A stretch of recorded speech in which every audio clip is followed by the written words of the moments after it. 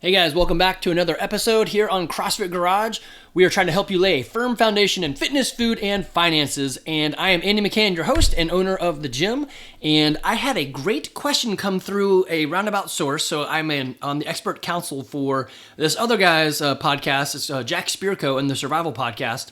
And he talks about basically same sort of stuff, except it's like more life design and like gardening and chickens and so forth. I know Survival Podcast makes it sound like it's like zombies and stuff. It's not that.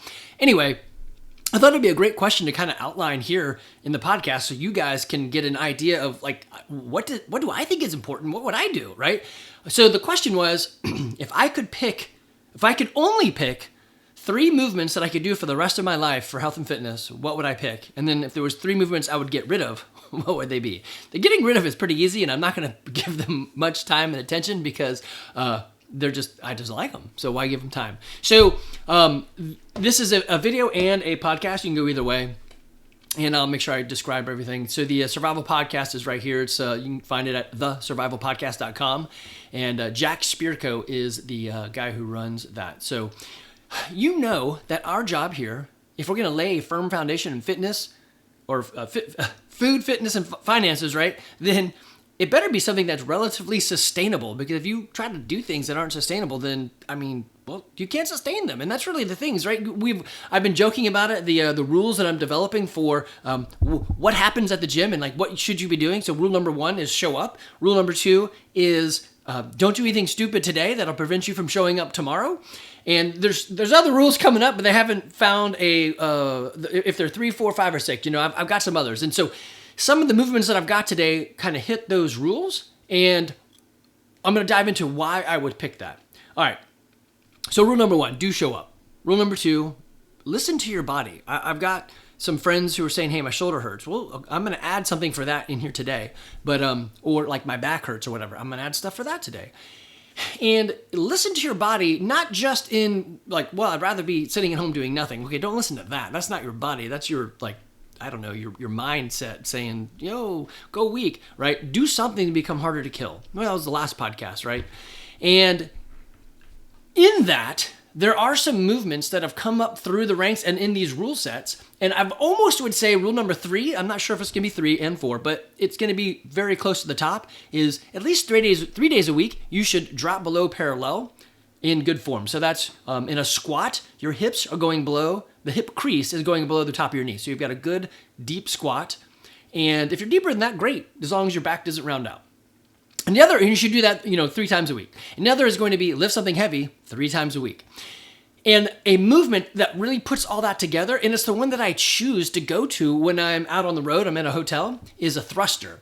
So a thruster, if you guys have been doing this for a while, you know, and some of you guys hate the thruster, but the thruster is and usually it's a barbell. It can be dumbbells though. I like doing it with the dumbbells because it really highlights your inadequacies. The dumbbell always does that, which we'll get to in a moment on the next one. But so the thruster, basically, you're going to take a barbell and you can have it at your chest in like a front rack position. You're going to do a front squat, and then you're going to stand up, and right as you're about to be done standing up, you're going to vigorously stand up quicker, pop your hips, and drive your arms up with the bar up and over your head. So you're going to use your legs to sort of be the booster rocket for your arms. So it's going to be pushing up, then drive, right? The reason I love the thruster, again, it hits rule number 3, possibly, and 4. Go below parallel, lift something heavy. So you could take the thruster and you could combine it in so many different ways. You could try to go heavy and just do it's one thruster at a time. And so that maybe for me, it's going to be something like 180 pounds. And I could do that a couple times. I'd have to spread it out. So I could do a maximal loading thruster. Or I could drop it all the way back down and do something like Jackie where it's just the bar and you're doing 50 of them, right? So you can use this movement for strength and you can use this movement for cardio.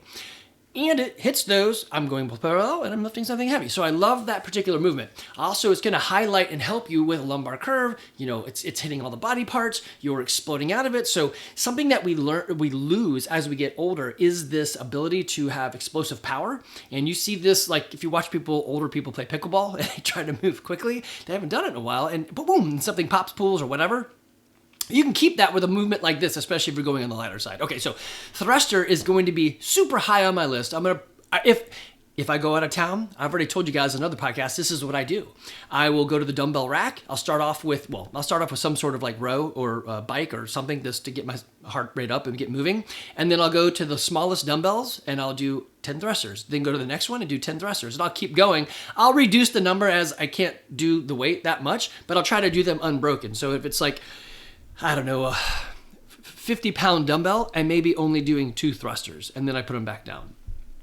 Sometimes it is kind of funny when you go to those hotel gyms and they've got that rack of dumbbells and it goes up to like 150 pounds in a dumbbell. Like, who in the hell in a hotel is going to use a 150-pound dumbbell? Anyway, it's funny, but they're covered in dust. No one ever uses those. Okay, so the next movement that I'm going to start adding in, by the time this podcast comes out, you should see me doing this, and I probably have brought this to some of you guys. So I'm trying to come up with a sort of like a 30-day or 1 month or 4-week procedure or methodology for us to do. And the picture I'm showing is a dumbbell, the dumbbell farmer's carry, but really what it would be is the suitcase carry. So CrossFit didn't have a good picture of this, but if you can imagine, this is Leah. She's down in CrossFit, somewhere in Atlanta. Actually, no, I take that back. She moved. She works for headquarters now. But Leah, if you take one dumbbell out of her hand, then she's doing a suitcase carry. So a farmer's carry, as I'm carrying 2 equal things, imagine a farmer carrying, 2 full jugs of water or milk, I don't know, and they're walking down the farm, right? So they got 2 things equally weighted. A suitcase carry is just like what you're thinking. I'm carrying a suitcase unequally weighted, so it's just one side, left or right, and I'm walking with that. There are so many things that this does for you. And again, if I could only pick 3 things, this would be in there. And the reason is it's going to do a lot of midline stabilization movements, as well as fix the joint that is the most erratic. So we have a hip ball and socket joint. We have a knee and elbow hinging joint. And then we've got the shoulder. And the shoulder is like the dumbest joint. I mean, it's the most mobile, but it's also the least secure. So typically that's going to go first in people, especially as we try to do something heavy over like an overhead squat or just pushing up heavy. It's just an odd joint that was made to do many things. Therefore, it can't do everything great. It has mobility, which is, high mobility, but then a low security, right? So I would do this farmer's carry for a couple of reasons. One's posture. One is to minimize side weaknesses. So obviously, if I'm right-handed, my left side's probably going to be weaker. If you step on 2 scales and you have right foot on one, left foot on the other, and just stand there, normally breathe deep and just let it out, and you look down or have somebody else look at it, you're going to see that your weight is distributed unevenly. Typically, if you're right-footed, you're going to have more weight on that right foot. So when you do a farmer's or a suitcase carry, that'll help expose that and then start training it back correctly. Now, we do a lot of things. We're pushing, driving, pulling. Some of that's going to go away just because we're pushing and pulling and so forth on the same or both sides equally. But it occurs to a lot of people. If I can't do many other exercises, then this is going to become a staple of mine, carry something heavy on one side. Now, the trick to the suitcase carry is you've got to have good posture. So your shoulders are square, your shoulders are back and tight. So you're engaged. You're not just weak, like holding the let's say kettlebell in this case. You're not just holding the kettlebell in one hand and just like gripping tight. No, your shoulder is pulled back. You're engaged. You look as if you're not holding anything. Your spine is correct in the right place.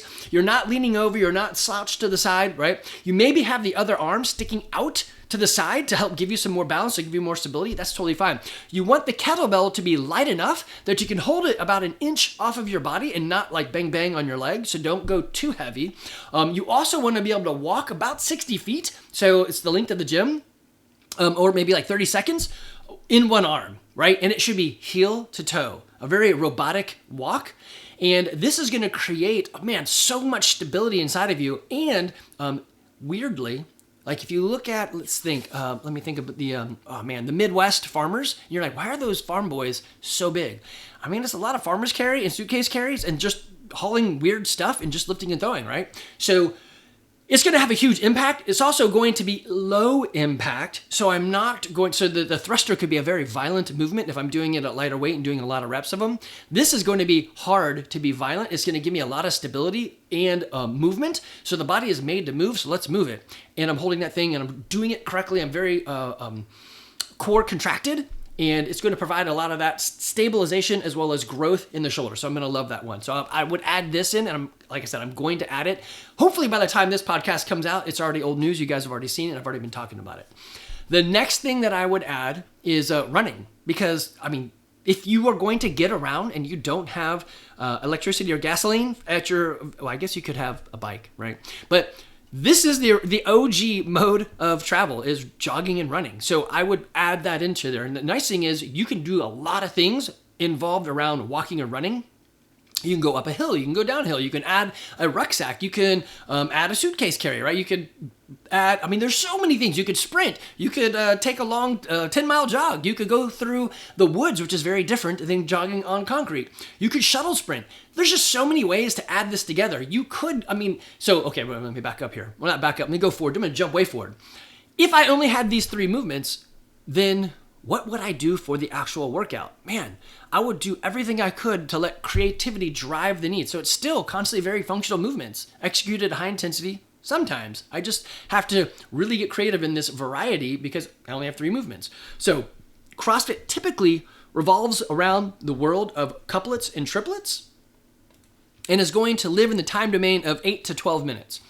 So I would primarily focus on that arena, but sometimes it's going to be single modality. So I could say I'm going to do a heavy thruster, and the next day is a long jog, and then the next day is a triplet where I mix these things together. Maybe it's a shuttle sprint that has a light thruster and then a heavy farmer's carry back, right? So there's so many things I could do.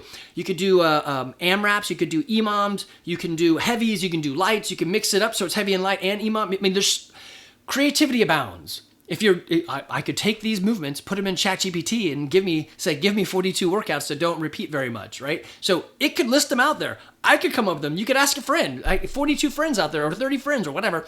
Give me some way to combine these 3 movements that I can use and throughout the month. So you're not going to, variety is great. I love variety because it keeps you from getting out of balance in areas. So I like a press. I like a pull. I like lunging. I like jogging. I like all those things. So you should do them all. But again, if I was limited to 3 movements, these are what I pick. If I was limited to 1 movement, it'd be the first one right there, the thruster. If I was limited to, if I couldn't do the thruster, I had to pick the next one, it'd actually be jogging. If I could only have one thing, and that's the only thing you do for the rest of my life, it would be running, jogging, walking, because your body is literally made to do it, and you could create variety and then how you're delivering that. So I could sprint, I could do a 10-mile, right? I could go up hills, I could go down hills, there's just so many things you could do, but your body's made to do that. I'm not a huge fan of that. I don't do it now, but if I only had one thing and I didn't have a thruster, it would be that. The next thing would probably be carry awkward stuff, right? Because it has so many utility pieces to it, as well as going to grow strength in a whole vast number of ways. I think also if your kids are, or you have a desk job, or your kids are scrolling all day, doing that suitcase carry, it's a great way to help recreate good posture inside of them. Okay, so these are the 3 things that I would take. I'm sure, so now the different question is, if I could only have 3 workouts I could do, what would I pick? Now that would be totally different. I think the best workout you could ever do is Helen with a heavy clean and jerk. And so Helen is 3 rounds, 400 meter, and then 21 kettlebell swings and 12 pull-ups. And kettlebell things I think are on the lighter side for guys, so I think it's the 53-pound kettlebell and 35 for girls. So it gives you that jogging. It gives you something kind of heavy-ish, so I'm moving an external object, and then it's gymnastics. I love that, so there's a piece of gymnastics, and you can mix and mode that one up, right? I could be a butterfly pull-ups, it could be swinging kipping pull-ups, it could be strict pull-ups. You could change it to bar muscle-ups, right?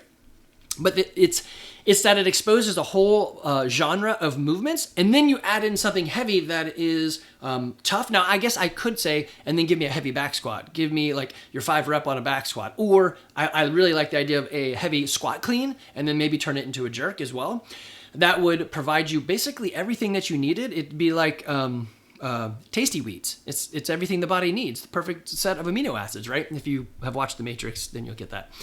But that would be one of the best workouts you could do. I really like the idea of the CrossFit Total. I don't like doing the CrossFit Total because it's asking for your heavy set. I'd rather say, give me 3 reps. I'm not a huge fan of 1 rep maxing, mostly because it's showing off. And then the edges have high consequences when you fail. So if I'm pressing and it doesn't work, I can just drop the bar, but usually my neck goes click and then I have an issue in my neck for a while. Or if you're trying to do a 1 rep on the deadlift, you're like, I don't know, I can't do it. Let me belt up. And now I really can't do it because I'm using extra things and I got squat shoes on, all these things. Yeah, I don't know. I just don't think I would hang with those things. I would try to maybe do like a CrossFit Total, which is back squat, deadlift, and press. And I would do them in a way that I was hitting like a 5 reps max rather than a single rep max. So anyway, there's other workouts that I would probably choose. Now the things that I would get rid of, and this is probably no secret, you guys have heard me say I really don't like doing these. So one would be the pistol. Why are we doing pistols? We have 2 legs. There's very few opportunities for us to lose a leg and have to stand up. I would just come up with a different way to get up. And it exposes our knee to things that we don't typically do. So I am a fan of this guy. Let me pull him up. So if you're watching this, you can see it. It's the knees over toe guy. Hold on, let me pause this and find him. Yeah, this is him right here. The knees over toe guy, and his actual website is atgonlinecoaching.com. So he helps people with knee issues, and I've seen some of the stuff work. I've tried it. I have a meniscus tear, so it wasn't really great for that. It's good for MCL, ACL, and a couple other things. But he really focuses in on the idea of it's okay to have your knee over your toe if you train for it.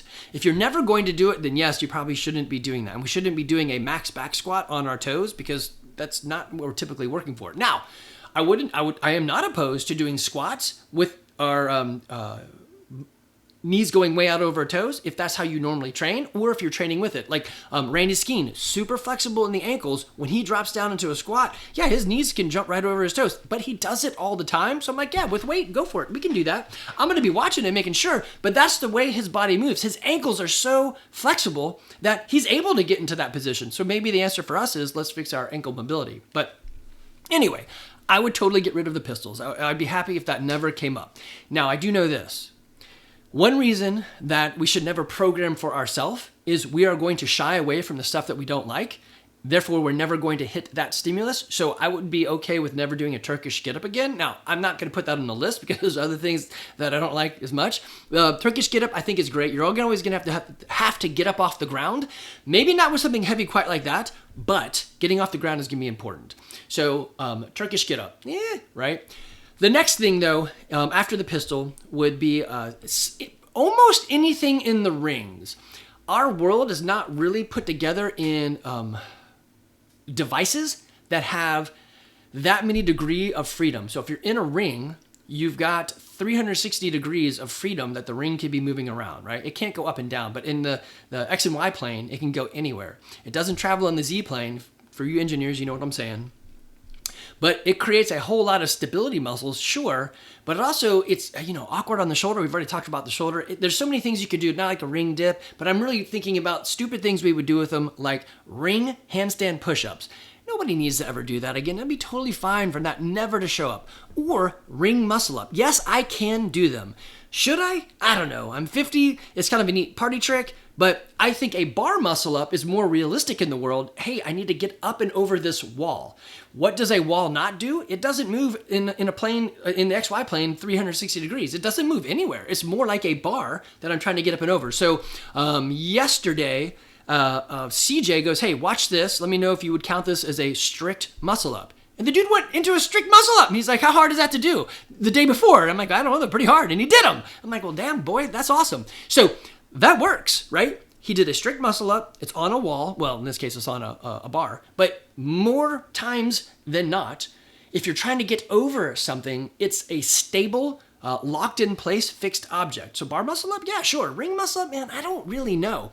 Ring dip, again, most of the time in life, we're not going to have the opportunity to do a ring dip like that, and it just provides too much of variability. Now, I am a huge fan of slow ring dips because, again, your hands are moving around. That stabilizing function is huge. It's kind of like doing a bench press on a machine versus a bar versus dumbbells. A bench press on a machine, yeah, I can do 200 pounds. Bench press with a barbell, I'm at like 150. Bench press with dumbbells, I think I've got like two 35-pound dumbbells, and I can barely even get maybe a little bit more, maybe a 50-pound dumbbell, but it's not much. So the variability of a dumbbell or a ring is great with that core control, but we tend to do a lot of stupid things with the rings that gymnasts really focus on and practice their whole life for, that we just sort of touch. So CrossFit is great for that neurological adaptation. I am making my brain and my nervous system connect. That is awesome. I am into that. Coordination, balance, and agility, all that stuff. We lose that as we get older. Let's keep it. Let's hold on to it for as long as we can.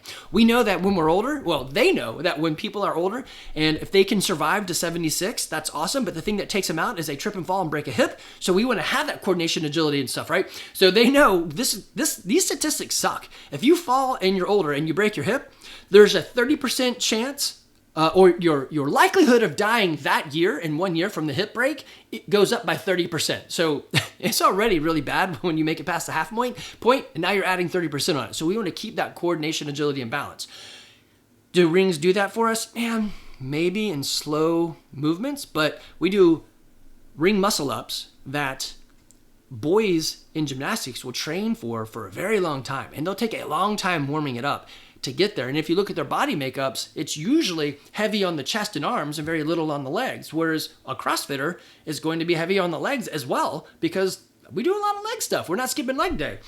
So I'm just not a fan of how we utilize the rings in those two regards. So ring handstand push-ups, you guys never see. They never program it, and I'm glad. Ring muscle-ups, we do see every once in a while, and I would be happy if we turned those into bar muscle-ups all the time. I have no problem with that. The other one that I would get rid of, I know this is a fan favorite to some of you guys out there, but it's not for me, is the GHD sit-up. Let me see if I can find a video of that one. All right, I love this. If you're on YouTube, go to CrossFit and then type in their little search box right there, GHD setup. You're going to find all sorts of, type in anything fitness related. You're probably going to find it. But they got great stuff in here, great little tutorials. I use it a lot. And this movement right here, so basically GHD, glute ham developer, GHD machine. It's, I guess, doesn't really have any moving parts. So is it a machine? I don't know. It's a GHD block. I guess it does have a moving part because you do move the leg holder thingy around. But anyway, you are going to essentially hang your butt off the edge of it, bend over or extend over it, maybe touch the ground if you're tall enough, and then violently kick your legs straight and then push with your hip flexors and bring your hands back up in a very aggressively long sit-up and touch the top of your toes. I'm not going to play the video because last time I played a video while I was doing a video, they copyrighted me. I don't know how all that works, so I'm just going to let you see the static thing. She's got her legs flexed and straight. She's about to go on her way up. Anyway, it's the only time in CrossFit, in anything we do, that we intentionally give up lumbar support. So those that can see it, her back is bent, right? Because she's doing, in gymnastics, it would be an arch, and she's flinging herself back up. I have no problem with doing a GHD sit-up if you go to like halfway, so you're only parallel to the floor, parallel, and then push back up so you go past perpendicular. But going down like they are, it's, again, we have all of this. Maybe that would be rule number 3. Don't put your back into a stupid place. I don't know. So I think I said this, man, this is so funny when I get my podcasts confused. Did I already say this in this one? The rules 1, 2, and 3? I don't know. Anyway, so maybe rule 4, 5, or whatever should be keep your lumbar curve correct in your back, right? And there's a position. If you think about it in a deadlift, back squat, and so forth, and clean, all that stuff, your back's in a very similar position, chest forward, obliques engaged, core engaged, right? So that is good. When you round out your back, either at the top or at the lower bit, things get in trouble. I know as a coach, when I'm triaging the group and I say, hey, everyone, let's do a deadlift. I want you to bring the bar down to your shins and wait for a moment. And I watch them, I scan the room. I'm gonna walk to the person that it's like, that, if I put weight on it, is going to hurt, right? So if I come to you and you're the first person, it may be that, it may not be. Sometimes I'm going from right to left. I don't know why I always go to the right. It's just what I do. I guess maybe I'm right-handed. But I want you to protect your back. So if your back is curved out in any weird way, then that's the number one thing I'm going to hit. It's like, hey, let's protect that. The number 2 thing I'm going to hit is where are your knees and toes, right? So if I'm really pushing way out and we don't train that all the time, then I'm going to ask you to fix it and get back on your heels. So those are like triage. Is something going to go downhill? Is this person going to violate rule number 2, doing something stupid so they can't show up tomorrow? Let me fix that for you, right? So seeing and correcting. So the GHD sit-up is the only one where I intentionally give up that lumbar support. Now, I will agree that it does something fantastic to your midline, so that those lower abs, such that you will be in agony for like a week or two trying to get over the fact that you just did 50 GHD sit-ups. How can something so small have that massive an impact? I would be okay doing GHD sit-ups if you did it like Sharon did. Sharon will do a couple every day, or she had a system where she was doing a couple every day. I don't know if she's doing that anymore. And then when GHD sit-ups came up, she would crush it and not have any lingering effects because she was taking a little bit of that iocane powder all the time. So then when she did that, the test with Fusili, and he said, hey, we're going to have a spar. What did they do? A battle of wits. That's what they did. And he said, well, I know you poisoned this. No, you poisoned that. I know you can't, I'm an Italian. You can't go to battle with me. He poisoned both with his iocane powder because he took a little bit every day. Thus, he built up a tolerance to the GHD sit-up, or in this case, the iocane powder, right? The poison. So I love building up a tolerance, and that's kind of what we're doing a lot of times. We're moving our body, functional movements, constantly varied functional movements executed at high intensity, sometimes to build up our body so that we can resist the things around us and become harder to kill. All right, so what did I say was the first one? It was the pistol. Yeah, stupid. The ring muscle up. Yeah, I think I said I was going to give him much screen time, and here I did. The ring muscle up, bar muscle up I still like, and then the GHD sit up. I'd be okay if we never do those again. I don't ever do them. I always change it to candlesticks or to sit ups. But I also don't take the iocane powder. So if I probably put the time into it, maybe. But I have a little bit of an issue with my back that I chased stupidly a 400-pound deadlift, being a small guy, because everyone else in the gym was doing it. Hold my beer, let me try it. Yes, I violated rule number 2 because I didn't have rule number 2 back then. I just figured, hey, if they're doing it, let me give it a shot. Dumbest thing I could have done. It's now been, maybe 15 years, and I roll my back out every day to make sure it doesn't hurt. And it's worked out great. I only have to roll for 5 minutes, and I usually don't have any problems. As long as I don't do stupid things like I did in regionals and step down weird in a box with 100 pounds in my hand. I should have just skipped that workout anyway. But if I only could pick 3 movements to do for the rest of my life, or if I could cut out 3 movements, these are what they would be. I would still use CrossFit's methodology, constantly varied functional movements executed at high intensity sometimes. And I would mix it up as much as creativity would allow. That's the variability, right? Not random, but variable. And create that variety so that I could hit many stimuluses: light, fast, slow, heavy, moderated, sprinting, all sorts of stuff, right? I want all of it because I'm greedy. I would have a short time demand, I'd have long time demands. Most everything would be couplets and triplets in around the 8 to 12 minute time frame. Knowing me, I wouldn't warm up great, and then I would spend a lot of time rolling. So I would need to fix that. I should probably warm up a whole lot more. I'm a big fan of the warming up. Okay, this is what I would do and what I would pick. I would love to hear what you would do and what you would pick. Send me an email, andy@crossfitgarage.com. Or if you need help, man, we are here in Woodstock, Georgia. And so if you're local in Woodstock, Georgia, we are here to help you. If you're out there in the world and you need help, you can email me, andy@crossfitgarage.com, and I'm happy to email with you. But I don't do online remote coaching and any of that stuff. It's just not my fave. So I will give you advice, and then I'll probably point you to somewhere. Like I could help you pick a gym. So if you need help finding a gym, yes, I can do that for you. I think many things are better in person.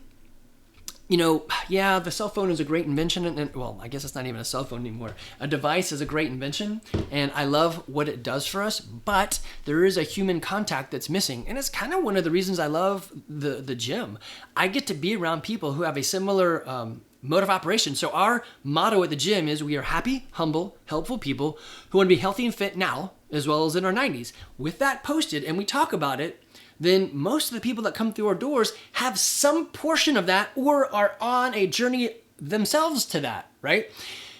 I cannot think of a single person in the gym who says, hey, I'm going to do steroids so I can get bigger right now. Now, I will tell you this. If I was 75 and someone was like, hey, this amount of steroids would really help you out in the last, 10, 15 years of life, and it's only going to cut off a little bit of your life, I'd be like, all right.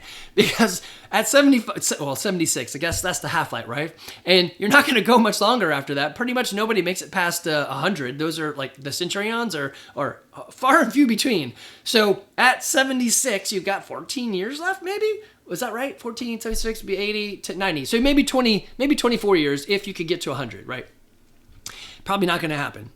if I could live 24 years and then I don't know, right? I think if I'm doing CrossFit, I should be good. If I'm keeping up with the methodology of training that I'm using, I should be good. If I keep up not doing stupid things, I should be good.